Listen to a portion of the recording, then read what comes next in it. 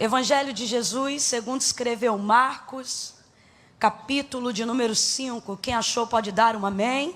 Amém. Nós vamos ler a partir do verso 21.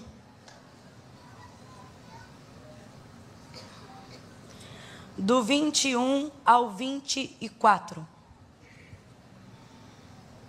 Oh, aleluia! Diz assim: tendo Jesus passado no barco para o outro lado, ajuntou-se a ele uma grande multidão enquanto ele estava junto ao mar. Então chegou um dos principais da sinagoga, por nome Jairo, o qual vendo, prostrou-se aos seus pés. Chegou um dos principais da sinagoga, por nome Jairo, o qual vendo Jesus, Jairo foi lá e prostrou-se aos seus pés. Prostrou-se aos seus? Completa para mim, por favor, igreja. Prostrou-se aos seus? Aos seus. E rogava-lhe muito, dizendo: minha filha está à morte. Rogo-te, eu te imploro que venhas e lhe imponhas as mãos para que sare e viva. Pelo que Jesus foi com ele, e grande multidão o seguia comprimindo. E você diz amém. Faz um favor para mim, coloque a Bíblia sobre o seu colo, libere uma das suas mãos e segure a mão da pessoa que está sentada ou de pé ao seu lado. Mas Camila, eu estou de pé, como é que eu vou botar a Bíblia no colo? Prende ela aqui no braço e alivia o punho. Glória a Deus. Segure na mão de alguém, aleluia. Mostre que se alguém veio aqui para fazer uma social, calhou de sentar ao lado de alguém que não veio fazer social. Mostra que ele sentou do lado de alguém que veio com propósito de Deus. Que ele sentou-se ao lado de alguém que é tão abençoado, que só de pegar na sua mão alguma coisa ele já recebeu nessa noite.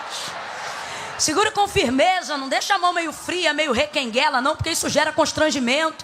A pessoa percebe que você quer soltar. Bota aí, segura forte, mostra que ele sentou do lado de um profeta do Deus Altíssimo, de um servo do Senhor. Oh, minha filha, eu não vim em ônibus apertado para chegar aqui e ficar de bobeira, não. Eu não estou estudando desde cedo para chegar aqui para tirar foto, não. Eu não vim aqui para deixar de pegar na mão de um abençoado só porque eu não posso largar a selfie do celular. Mostra para ele que ele sentou do lado de um profeta, de um homem temente, de uma serva do Senhor. Feche os teus olhos, curve a sua cabeça comigo agora. E vamos suplicar ao Senhor que revele ao nosso coração a sua palavra, aleluia. Vamos alinhar um pouco mais o nosso pensamento ao centro, à vontade do Senhor, aquilo que Ele quer falar ao nosso coração. Vamos lá, fecha os olhos. Os olhos são concupiscência da carne, você fica aí de olho aberto querendo ver. O Senhor não nos chamou para andar por vista, nos chamou para andar por fé. E a fé não vem pelo ver, a fé vem pelo ouvir. Fecha seus olhos aí, meu irmão, e comece a pedir ao Senhor: Senhor, fala conosco, Senhor, fala comigo. Vamos orar, Devec, vamos orar.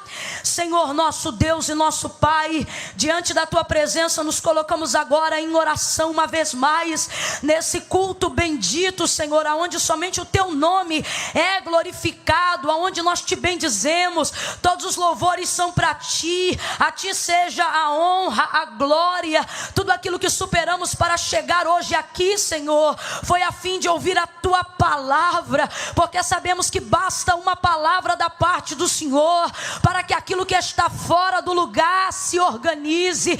Basta uma palavra do Senhor para que as enfermidades batam estão em retirada. Basta uma palavra do Senhor para que uma ideia criativa, Senhor, se torne uma porta de provisão diante de nós. Nós podíamos usar esse tempo te pedindo tantas coisas: carro, casa, dinheiro, mas nesta noite, sobretudo neste momento, nós nos colocamos diante de ti como Pedro, aonde após ouvir um sermão, não desejou se ausentar de ti, mesmo quando neste dia o Senhor não tinha curado, mesmo quando neste dia o Senhor não tinha levantado nenhum paralítico, mesmo quando neste dia não houve nenhum sinal prodigioso ou maravilhoso, não, ele continuou ali, Senhor, e ele te disse: para quem iremos nós se só tu tens palavra? Só tu tens palavra. Nos envia a tua palavra, palavra de vida eterna, palavra que jorra do trono de Deus. Tu disseste que aonde as tuas palavras estivessem em nós, rios de água viva fluiriam do nosso interior. Que o teu rio venha passar nesta noite, pelo poder da tua palavra, vivificando, renovando, avivando. Aonde houver alguém cortado, lançado fora da árvore, como disse o salmista, pela força desse rio, ao cheiro das águas brotará. Faz brotar renovo, faz brotar novidade de vida no ministério, faz brotar alegria no coração. Cadeias antigas sejam quebradas, cativeiros sejam destruídos, pelo poder da ministração da tua palavra, do alto da cabeça até a planta dos pés. Vidas sejam visitadas agora, na força do Senhor e na unção do seu poder. A tua palavra é viva, a tua palavra é viva, é eficaz, mais penetrante do que qualquer espada de 2 gumes, que penetra e entra até a divisão da alma e do espírito, juntas e medula, e apta para discernir os pensamentos e as intenções do coração. Deus, o Senhor sabe, eu não vim aqui cumprir uma agenda, o teu povo não veio aqui para ver eu cumprir a agenda. Nós estamos aqui acreditando no batismo, acreditando na cura, acreditando na libertação, acreditando no extraordinário, acreditando na ministração dos anjos, na ministração profética. Glorifica, glorifica, glorifica, glorifica, glorifica o teu nome, e nós te glorificaremos ainda mais. Talabashai quemanto reba, se canto raplashai. Deus, nós nos unimos em oração agora e ligamos no mesmo plano de alinhamento do teu propósito para esta noite todos os internautas. Rebaracebre com prefaio, aonde houver alguém agora atormentado por espírito de confusão, espírito de quizumba na rede social, tentando atrapalhar o alinhamento. Deus, se é para salvar, salva, se é para libertar, liberta, mas se é pedra de tropeço, remove agora. Toma agora, Senhor, toda a rede, toma agora toda a rede, que seja uma noite de salvação dentro dos lares, que seja uma noite de libertação via fibra ótica, que seja uma noite de libertação via internet, Senhor. Alcança, alcança, alcança, alcança, e glorifica o teu nome. Fala conosco, Senhor, fala conosco, Senhor. Diga comigo, fala conosco, Senhor. Diga comigo, fala conosco, Senhor. Por favor, no oculto, no profundo, no escondido, em nome de Jesus. Quem concorda, diga amém. Oh, amém, aleluia, oh, aleluia.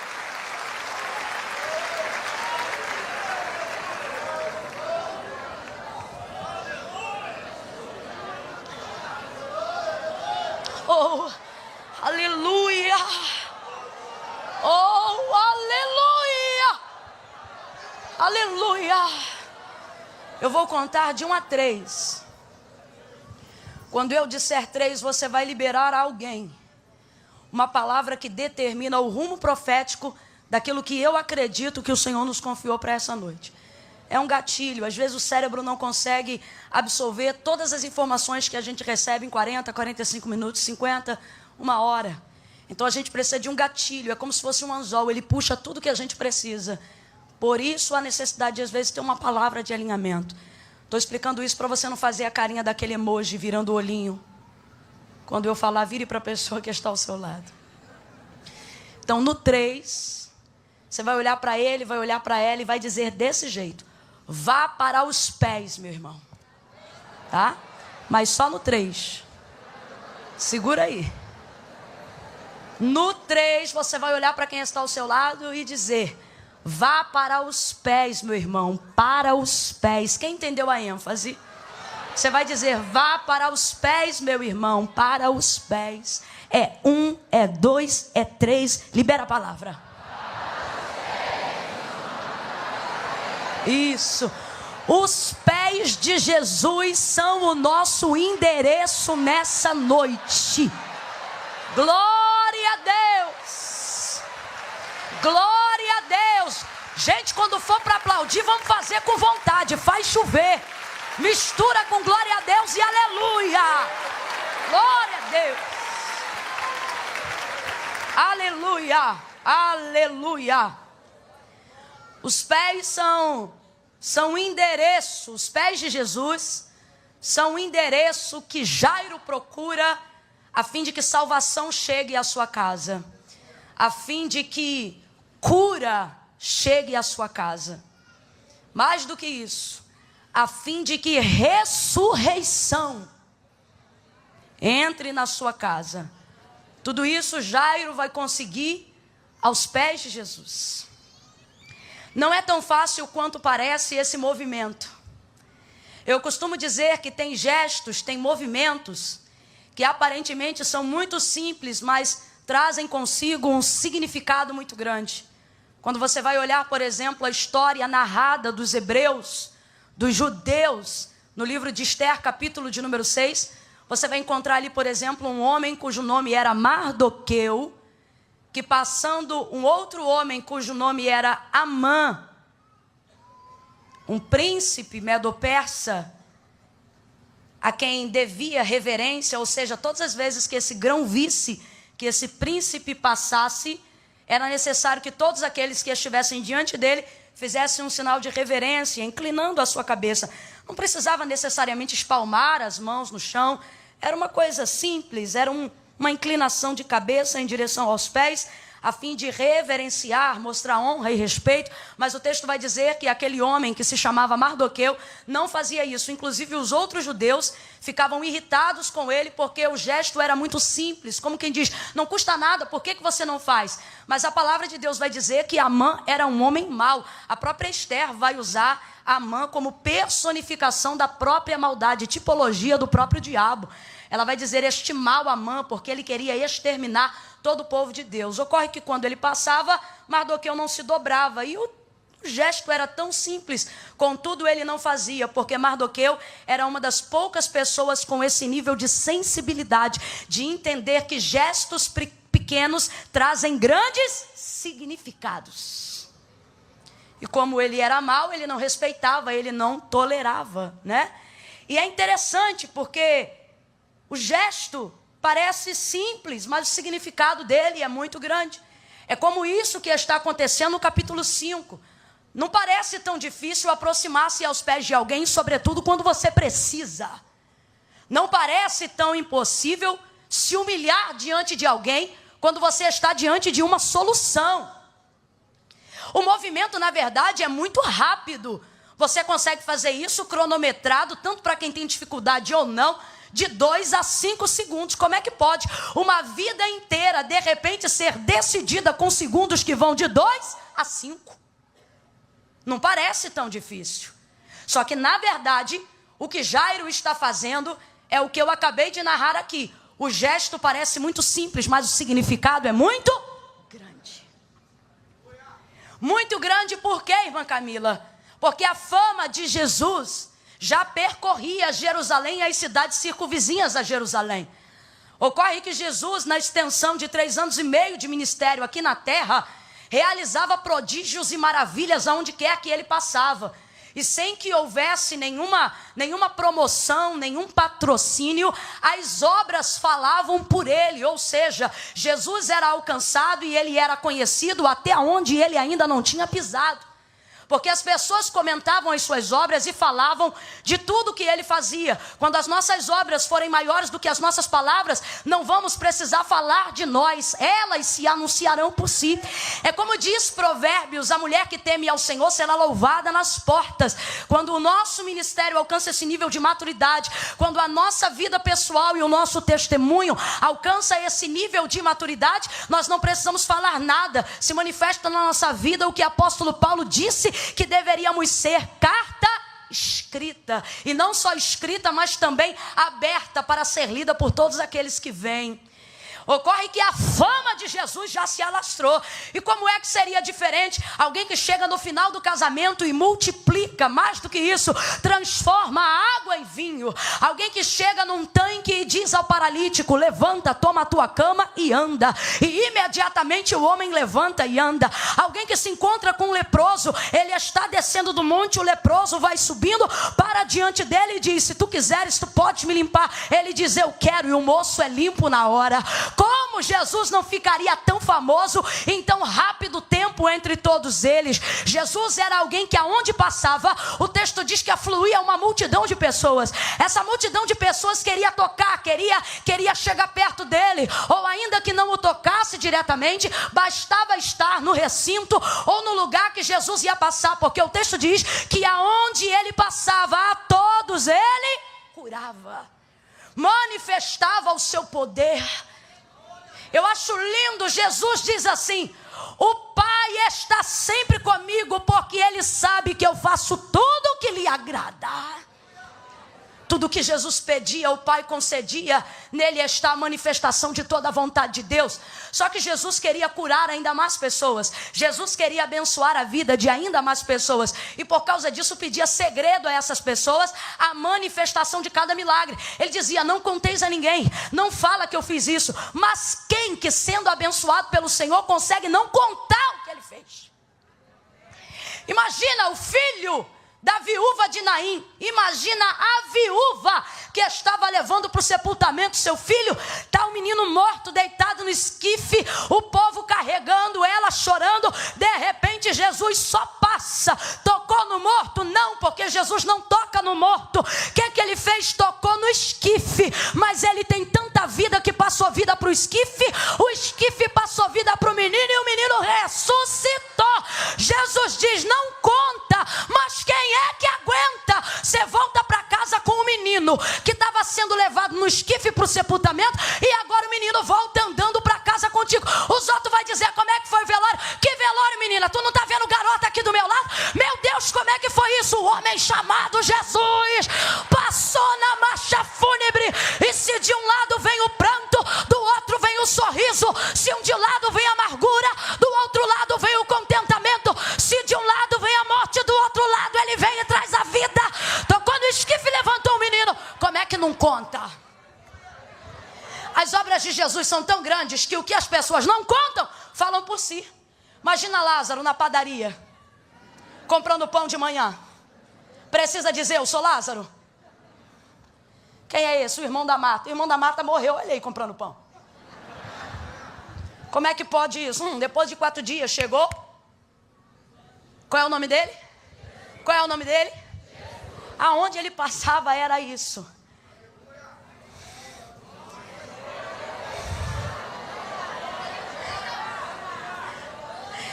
Tem um corinho de fogo que todas as vezes que eu falo isso de Jesus eu me lembro dele. Esse corinho dizia assim: e quando Jesus chega não tem pra ninguém, pavio apagado acende também. Ninguém impede a ação sobrenatural de Jesus. As pessoas estão percebendo que Jesus cura, as pessoas sabem que Jesus livra, as pessoas sabem e reconhecem, muitas delas, que Ele é o Filho do Deus vivo. Por causa disso e por causa dessa fama, vem também a contrariedade dos sumos sacerdotes, vem também a contrariedade dos judeus, dos saduceus, e eles começam a conspirar buscando ocasião para matar Jesus. Mas eles não fazem apenas isso, eles também provocam uma intimidação no meio do povo, porque eles não querem apenas que Jesus seja capturado, eles querem também frear o poder de atração que Jesus promove enquanto está vivo. Então, para isso não basta apenas cercear Jesus, eles também precisam cercear o povo. Então, o que é que eles fazem? Começam a lançar um edito entre as sinagogas e começam a popularizar a seguinte informação entre os judeus: todos aqueles que professarem ser Jesus o Cristo, ou seja, o Filho do Deus vivo, serão expulsos da sinagoga, serão extirpados da cultura judaizante, ou seja, considerem-se quebradores da lei, quebradores dos princípios. O sacerdote não vai aceitar a sua oferta, o sumo sacerdote não vai mais te receber diante dele, você não receberá mais o perdão dos seus pecados, e eles começam a propagar isso para atemorizar o povo em nome de Deus, fazendo uso da manifestação do Filho de Deus. Quem professar agora ser Jesus o Cristo vai perder o status, vai perder a sinagoga, vai perder a oportunidade de fazer tudo que fazia antes. Por isso eu digo que estar aos pés de Jesus nos dias de Lázaro já não era nem um pouco fácil, por mais simples que fosse o gesto. O significado estava reverberando em Judeia, Samaria, o significado estava gritando dentro de Jerusalém. Os sacerdotes estavam apavorados com a propagação do reconhecimento de que ele era o Messias, ao ponto em que Jesus vai curar um cego de nascença, e quando chamam ele para interrogatório, vão perguntar: como é que você foi curado? Ele diz: o homem chamado Jesus jogou lama, eu joguei água e vi. Aí disseram: não acreditamos em ti, chama o pai e a mãe. Pai, mãe, esse menino é cego desde que se nasceu? Sim, esse homem é cego desde que nasceu. Ele é seu filho? Sim, ele é o meu filho. E como é que ele foi curado? Os pais respondem: pergunta para ele porque ele tem idade. E o texto vai dizer: e diziam isto porque não queriam ser expulsos da sinagoga, João 9, porque já havia sido dito entre os judeus que quem dissesse ser Jesus o Cristo seria expulso, seria extirpado. Aí você diz: irmã Camila, o que isso tem a ver com Jairo? Isto tem tudo a ver com Jairo. Por quê? Porque Jairo não era uma pessoa comum como eu e você. Jairo era um principal da sinagoga. Jairo era o presidente de um campo. Jairo escolhe quem prega, Jairo escolhe quem canta, Jairo define a oferta da tesouraria, Jairo decide os dias de culto, Jairo trabalha na liturgia, Jairo dirige o trabalho, Jairo diz que dia tem e que dia não tem. Se eu fosse falar nos dias de hoje, no campo eclesiástico, Jairo manda prender, Jairo manda soltar. Quem é Jairo? Jairo é alguém que é principal num tempo aonde a religião está ficando maior do que o seu significado. Jairo é presidente, Jairo é principal, melhor dizendo, numa época aonde os rituais são mais importantes do que o seu significado. Jairo vive um tempo de gesso. Jairo vive um tempo onde você tem poder, mas não pode usar, porque você é manipulado pelos outros poderes que governam com você.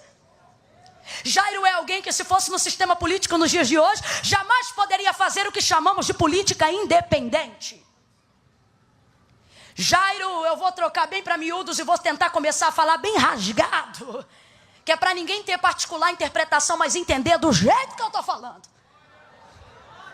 Jairo tem muitos seguidores. Jairo é quem é por causa de sua popularidade. Jairo tem acesso a muitas casas. Jairo tem acesso a áreas do governo romano. Jairo não entra só na casa de judeus. Jairo também é bem-vindo entre romanos.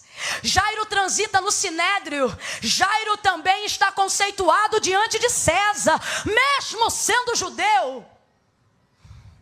Jairo tem mais de 1 milhão de seguidores. Jairo é muito curtido. Todo mundo tira uma foto com Jairo. Jairo é patrocinado. Jairo recebe para fazer obras. Jairo está muito bem.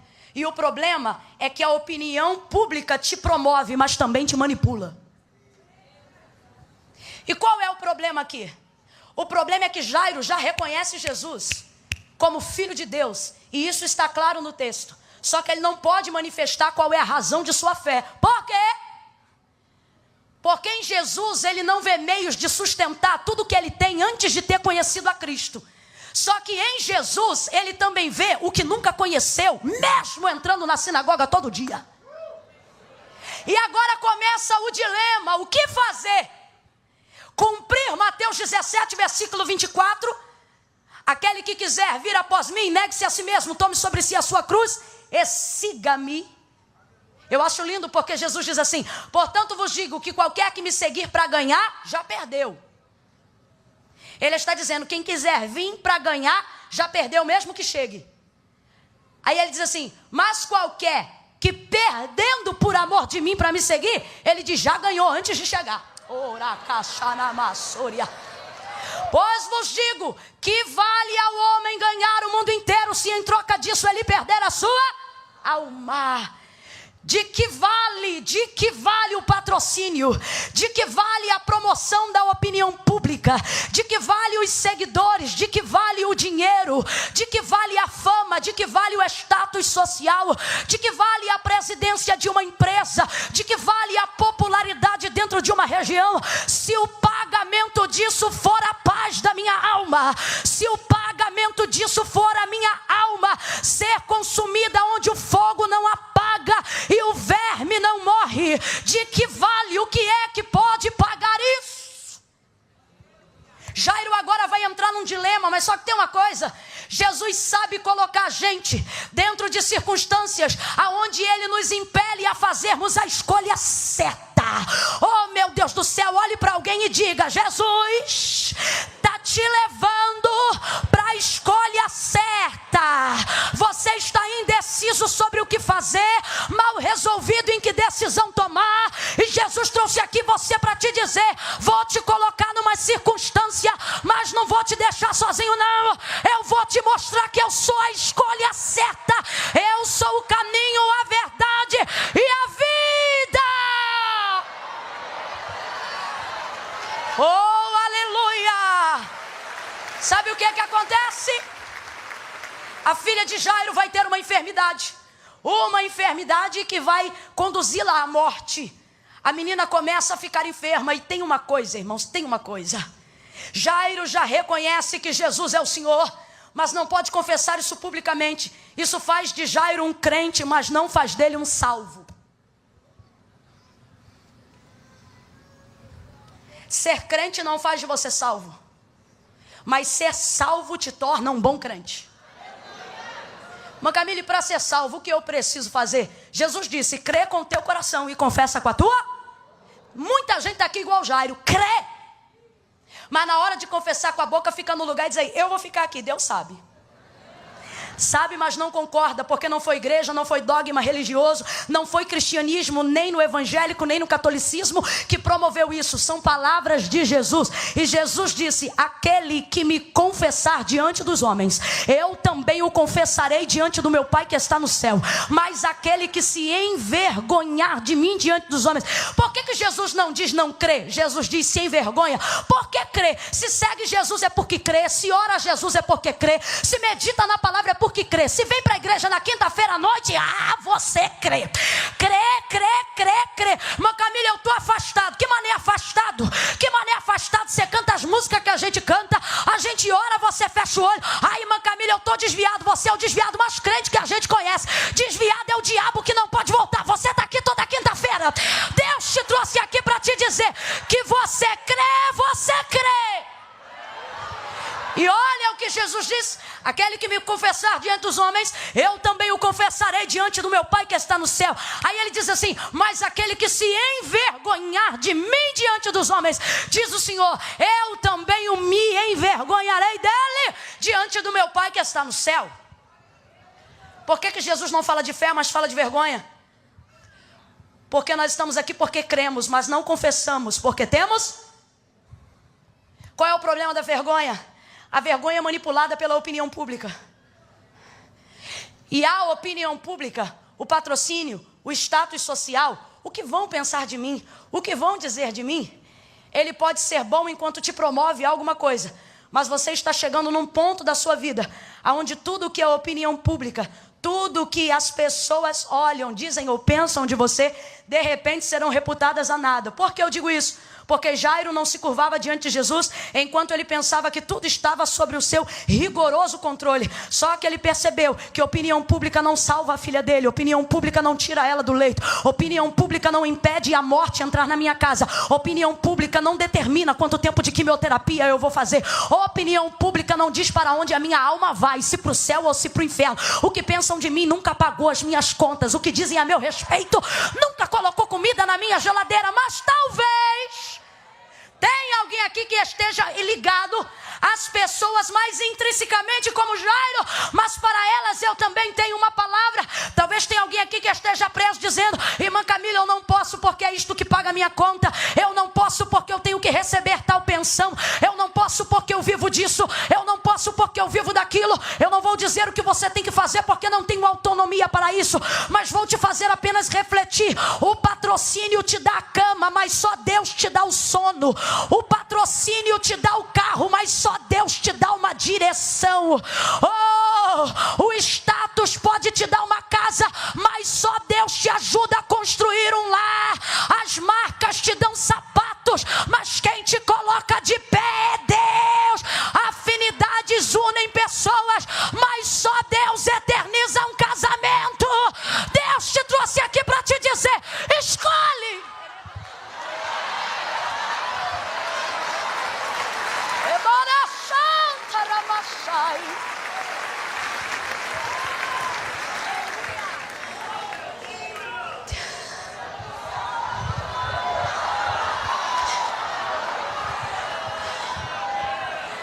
Alguém pode te dar roupa, mas só Deus te dá cobertura.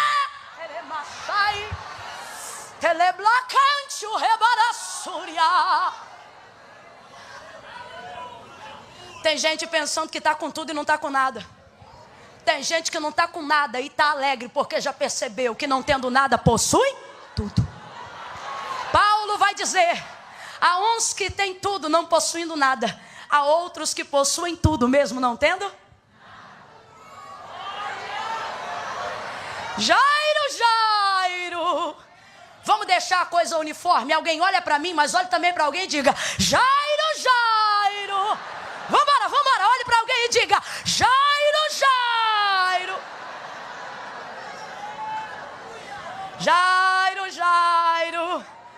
Mídia social promove um ministério, mas só Deus sustenta. Jairo. Elebacancho heremasu. Tecamanchore cantarabachai. Olha o Senhor passando em revista corações.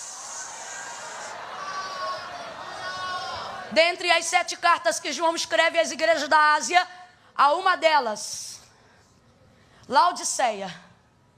Ele diz assim: tu tens nome de que vive.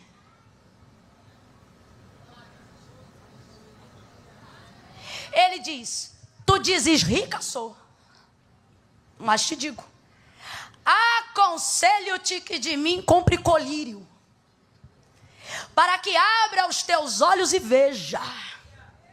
E veja o que? A minha glória? Ele diz: não, o seu estado. Você não pode ver a glória de Deus sem primeiro reconhecer o seu estado. Aconselho-te que de mim compre colírio para que unja os teus olhos e veja. Veja o que? Veja que você se diz rica, mas é pobre. Se diz vestida, mas está nua. Se diz rica, mas é miserável, pobre, cega e nua. Chega uma hora, um aperto, um estreito, que você diz: eita prova, e Jesus diz: é tempo de seleção.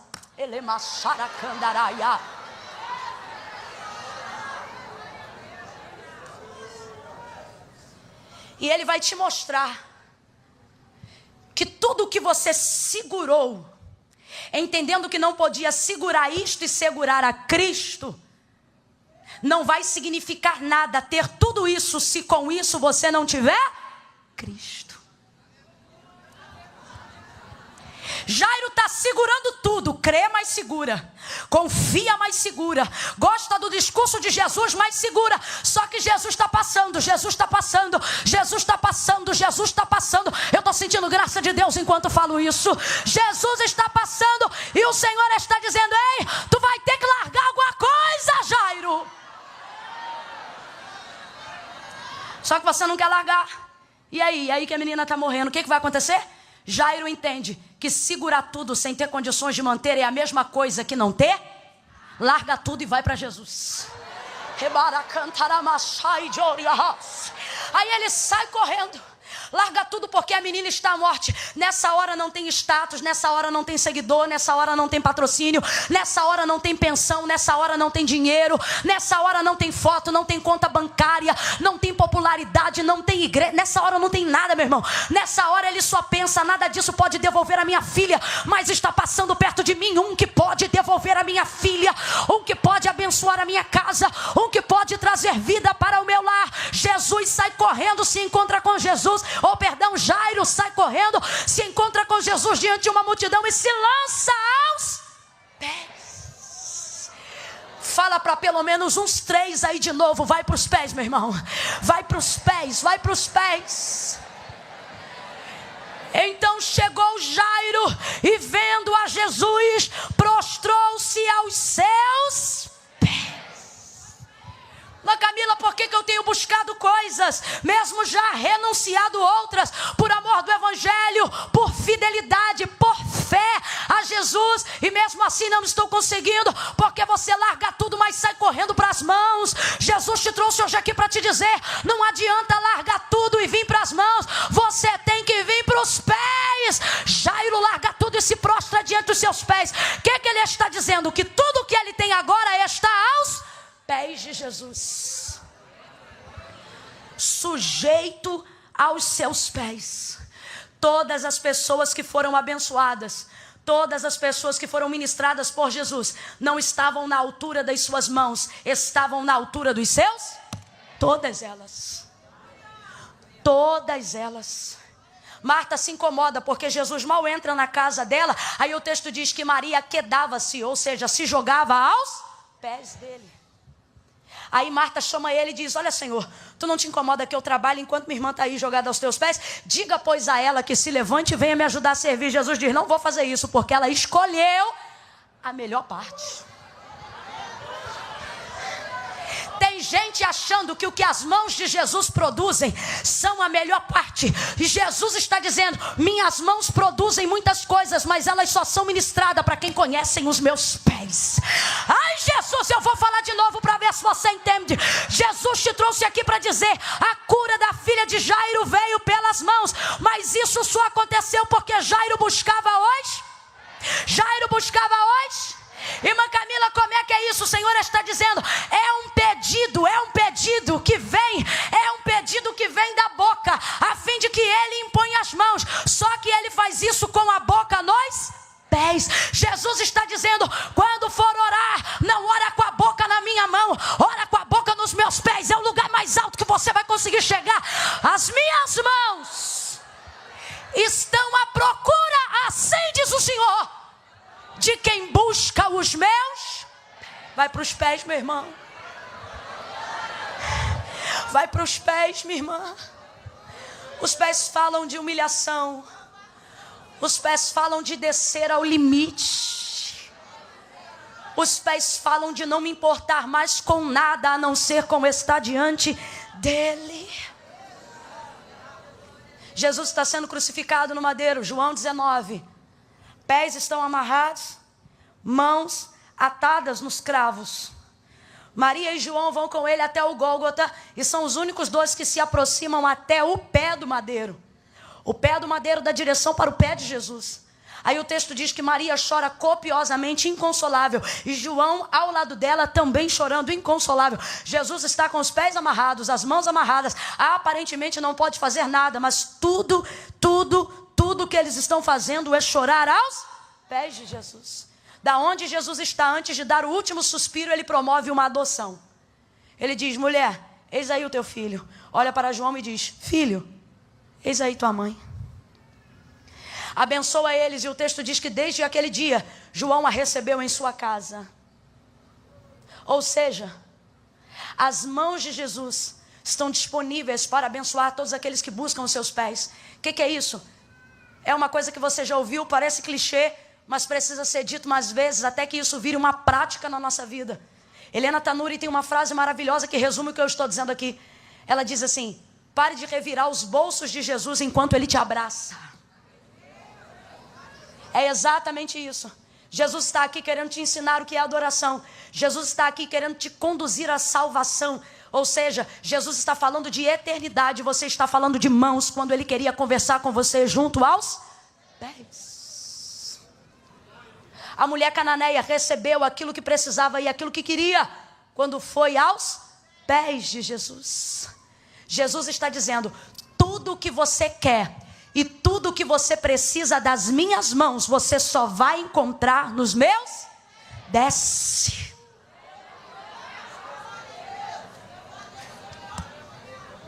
Desce, pega tudo que é seu.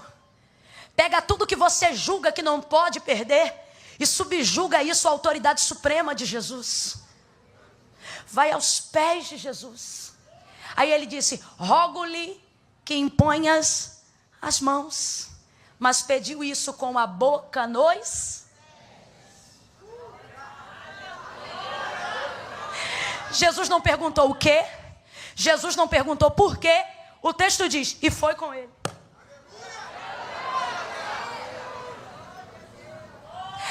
As mãos te dão um momento. Os pés te dão um caminhar. Ah não, eu vou falar de novo até que você entenda. Tem gente querendo fazer campanha para ver as mãos. Jesus está dizendo: depois de 7 dias você vai embora. Mas se nesse período de campanha você vier aos pés, depois dos 7 dias sou eu que vou embora contigo para casa. Jesus te trouxe aqui para te dizer: ei, eu não quero viver contigo de momento. Eu quero você aos meus pés, para caminhar com você, para voltar para casa contigo depois do culto, para estar ao lado da cabeceira da sua cama dizendo: pode fechar o olho, porque quem te guarda não dorme. Eu estou aqui, meu filho. Eu estou do lado da cabeceira. Descansa. Oh, meu Deus do céu. Pega na mão de alguém com graça. Vamos lá, com graça. Se não for com graça, não precisa pegar não. Pega na mão de alguém com graça. Sacode esse crente debaixo da graça e diga para ele: as mãos te dão agora. Os pés vão contigo.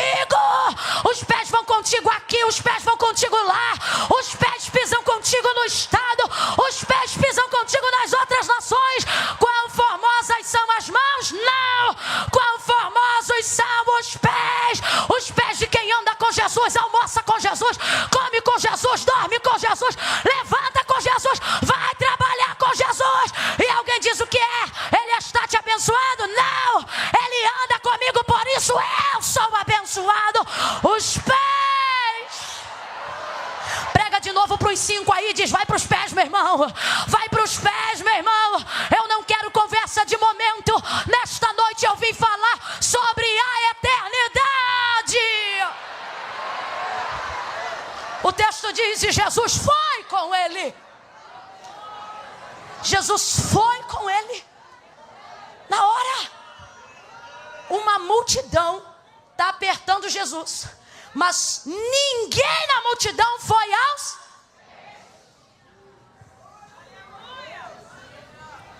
Está todo mundo apertando. Eu quero uma bênção, eu quero um milagre. Mais do que querer dar alguma coisa para alguém, Jesus procura alguém que queira se relacionar com ele. Aí está todo mundo apertando ele de um lado para o outro, mas de repente aparece um principal da sinagoga que vai aos seus. Jesus diz para ele: vou contigo. E foi na hora. Foi com ele. E a multidão? Toda a multidão fica para depois. Quando Jesus encontra alguém disposto a ir aos seus, vai ele. Vai ele com Jairo. Eu estou declarando: Jesus vai contigo hoje. Você vai entrar no teu local de trabalho amanhã, alguém vai dizer, tem alguma coisa diferente. Você vai passar a porta de vidro e vai dizer, ih, ele veio comigo hoje. Você vai cantar num lugar onde todo mundo canta e vão sentir muita coisa, mas quando você cantar vão dizer, os outros foram enviados, esse aí veio com ele.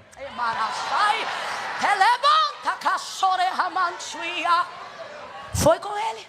Aí chega uma mulher no meio do texto, na história, e eu já caminho para concluir aqui, que também vai aos pés, mas pelo calcanhar.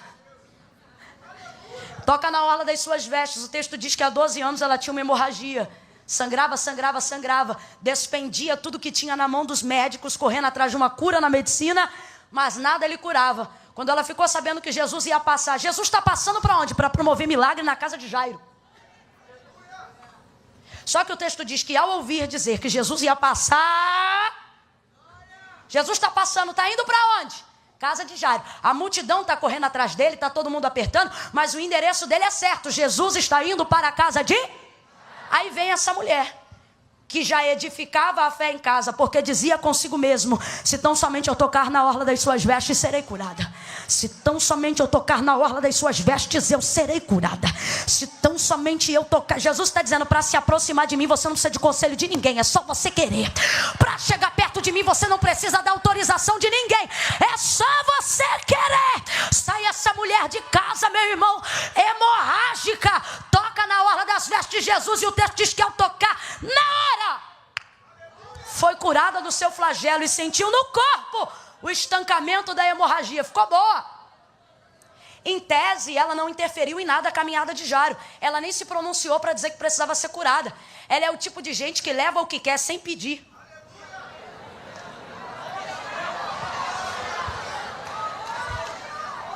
Foi exatamente o que ela fez. Vou pegar o que quero, sem pedir, e não vai ser roubo.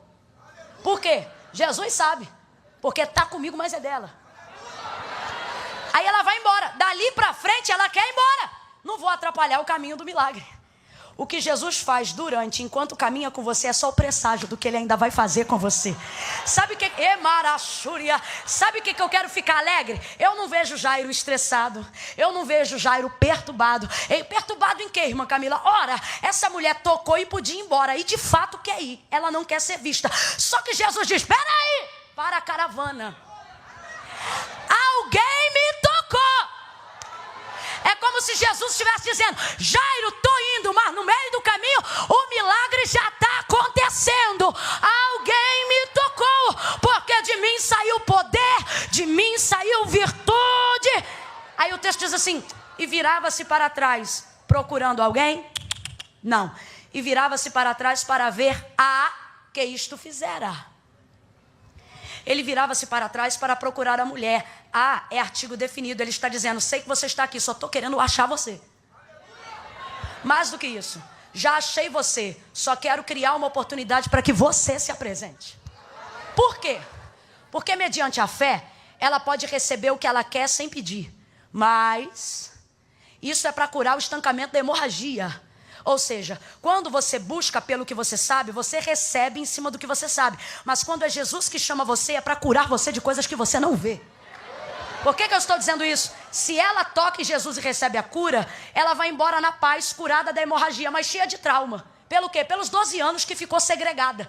Segundo a cultura judaizante, ela era imunda, intolerável à sociedade. 12 anos sem abraço, 12 anos sem sexo, 12 anos sem família, 12 anos sem Natal, 12 anos sem Páscoa, 12 anos sem oferta, 12 anos sem ceia, 12 anos sem igreja. Se ela tivesse um tamborim em casa, 12 anos sem tocar o tamboril, 12 anos afastada, segregada. Aí eu te pergunto, ela só tem uma doença no corpo ou já chegou uma doença na mente? Tem uma série de traumas e cadeias invisíveis. Só que esses ela não pode receber nem que toque em Jesus. Por quê? Porque a hemorragia, ela toca canalizando no que recebe. O que Jesus está dizendo? Ele está dizendo, quando você me toca sabendo o que você quer, você leva o que precisa. Mas quando eu te toco, você leva além do que imagina.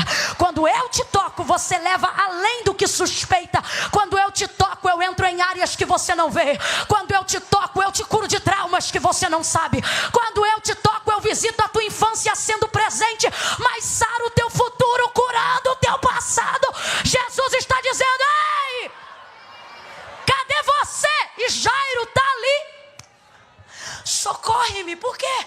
vim te buscar porque minha filha está à morte. Enquanto Jesus procura e ministra sobre a mulher do fluxo de sangue, os enviados da casa de Jairo, que estavam lá chorando, a menina, procuram ele no meio do caminho e dizem assim: Jairo, não me incomodes mais o mestre. A menina morreu. Jairo, deixa isso para lá. Tem alguém aqui no caminho do milagre. Tem alguém aqui que começou a orar quando estava difícil, e agora que ficou impossível, tem alguém dizendo: não ora mais não. Tem alguém que começou a buscar quando estava complicado, e agora que ficou inviável, alguém está dizendo: não precisa nem concluir a campanha.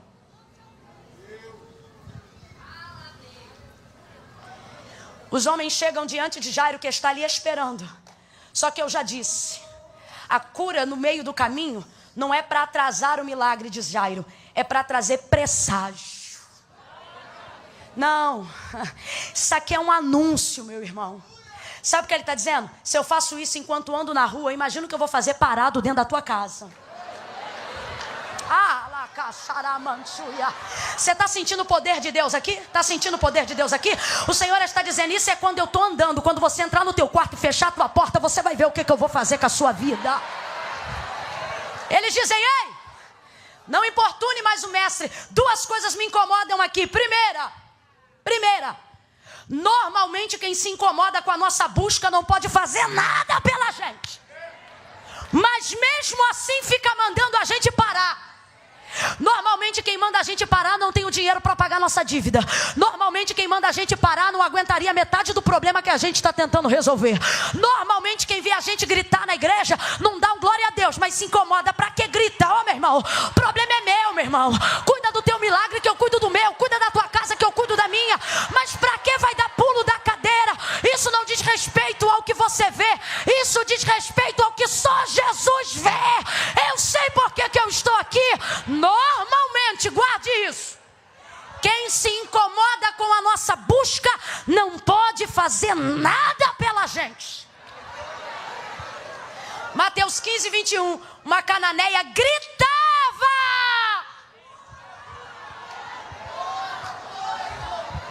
garota, essa tua voz não vai durar não, o Senhor te repreenda. Uma mulher cananeia gritava: filho de Davi, tem misericórdia de mim, que minha filha está miseravelmente endemoniada. E os seus discípulos rogavam-lhe dizendo: manda embora, porque está gritando atrás de nós. Engraçado, não podem fazer nada por ela, mas vão usar o acesso que tem a ele. Irmão, quem tem acesso tem. Quem tem acesso para bem, tem acesso para mal. Porque moral é ter acesso. Só que aí é que está. Depende de como cada um usa o acesso. Se eles têm autonomia, liberdade para dizer manda embora, também teriam liberdade para dizer faz alguma coisa. Mas não, vão usar o acesso que tem. Igual Marta quando pede para Maria sair. O que ela está fazendo? Usando da intimidade que tem para manipular o poder de Jesus. E os discípulos? Despede a que vem gritando atrás de nós. É triste quando quem tem acesso para abençoar usa o acesso que tem para dizer manda embora. Aí eles dizem: despede a que vem gritando atrás de nós. É como se dissesse: atrás quem? Essa que está aqui? Porque já chegou. O verso 25 diz: e ela chegou. Enquanto eles pedem para dizer manda embora, o texto diz que ela chega. Por quê? Porque enquanto eles param para pedir para ir embora, ela continua caminhando. E chega. E chega. Essa é outra mensagem. Mas o que eu estou querendo dizer é o seguinte. É impressionante como há um incômodo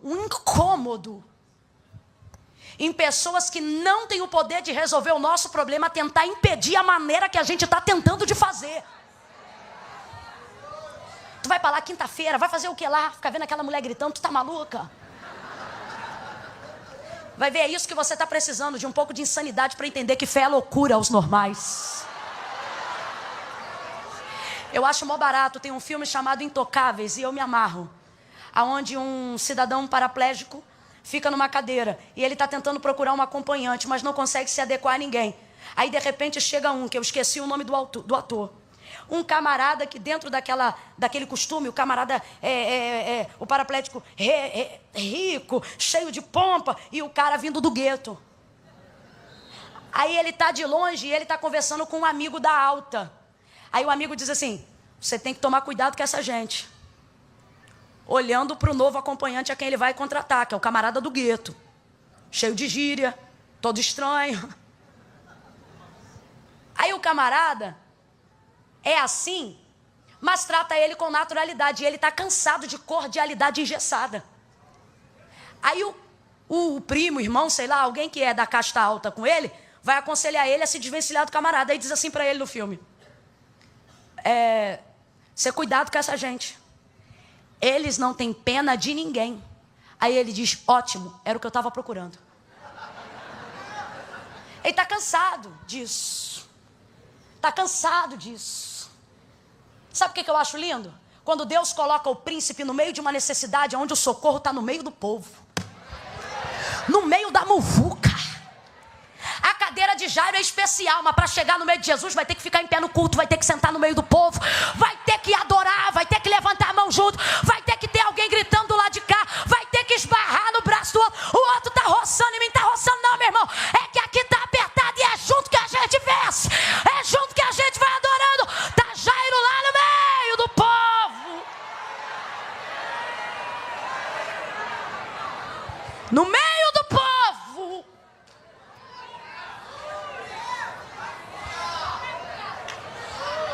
Mas Jesus está lá, no meio do povo. E os rapazes chegam no meio do povo e dizem: Jairo, não importunes mais o mestre. Rapaz, eu estou importunando o mestre em quê? Eu me lembro de Bartimeu, cego a vida toda. E no meio de uma multidão que eu acho que se assemelhava a essa, o texto diz que, ouvindo as passadas de Jesus, ele dizia: filho de Davi,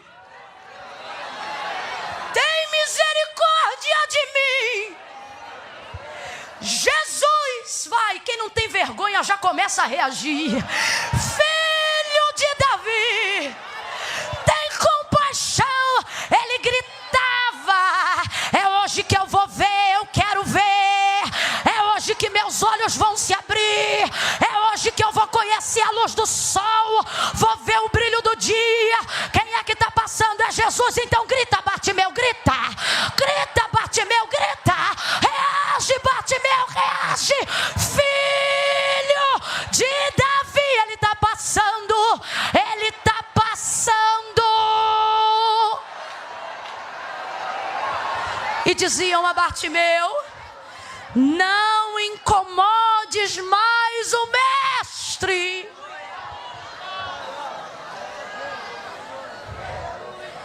Mas não podiam fazer nada para ele. Mas o texto dizia que quanto mais mandavam ele se calar, mais ele... Não posso mais ser manipulada por opinião pública. As críticas do que dizem não me curam. O que pensam de mim não me ajuda. O que falam contra mim não me levanta. Então pouco me importa o que você pensa, o que o outro disse. Eu sei o que eu preciso e vou fazer Jesus saber. Eu vou, levante a mão e faça Jesus saber. Pega na mão de alguém aí agora onde você está. Pegue na mão de alguém aí agora onde você está e diga